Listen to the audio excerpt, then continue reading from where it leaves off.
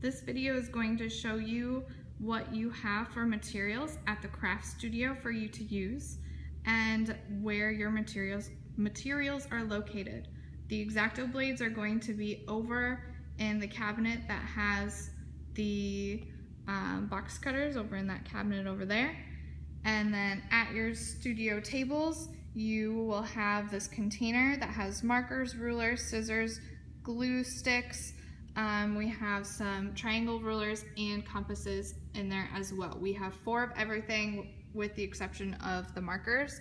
And then on the side of the container, it shows you where all of your materials should be going at the end of the class period. So make sure that everything is going in its correct location. The glues are in the glue area, the rulers are in the ruler area. Otherwise, it will be taken away from your studio if not used properly.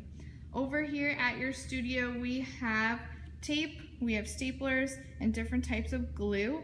And then there's also a paper clip to use to unclog the glue. At your studio, there's also a picture of how those materials should be put away at the end of the class time. So you'll notice that this container right here is for your use for craft level 1 materials, where we have peanuts, cotton balls, and other types of cotton in there for you to use. And then over in our organizer, we have a paper cutter on the top, and then the green cutting mats are for when you are cutting with the X-Acto blade. We have level 2 Sharpies here, and then we have different types of materials that you can use for the collage materials.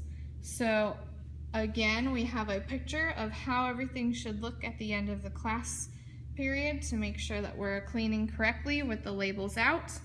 In this container right here, we have a whole bunch of different kinds of materials that you can use. We have ribbon, we have straws that you can use, and string that you can use, and we also have little pieces of the foam to experiment with.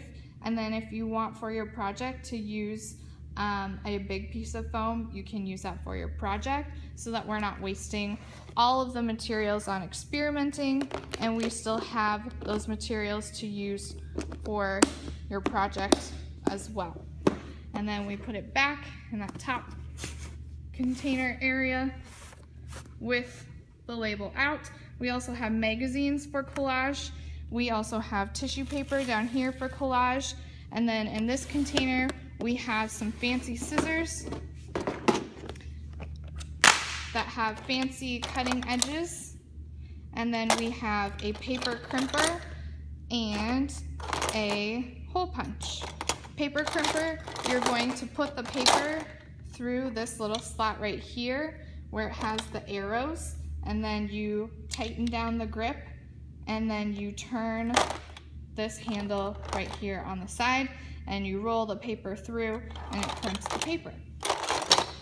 Then we will put that back on our shelf with the label out again. And then if there are blacked out areas, that just means that you don't need to use those for your experimenting right now. But behind those are going to be final paper for you to use, and eventually the weaving supplies. Down below, we have construction paper for your use.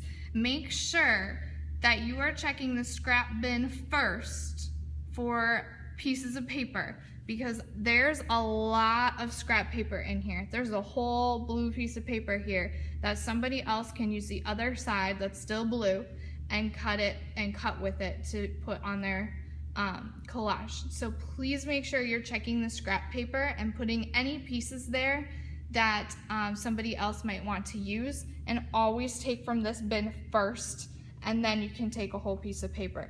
If there are little bits of and tiny little pieces of paper that nobody else is going to use, put them in the blue recycling bin next to that.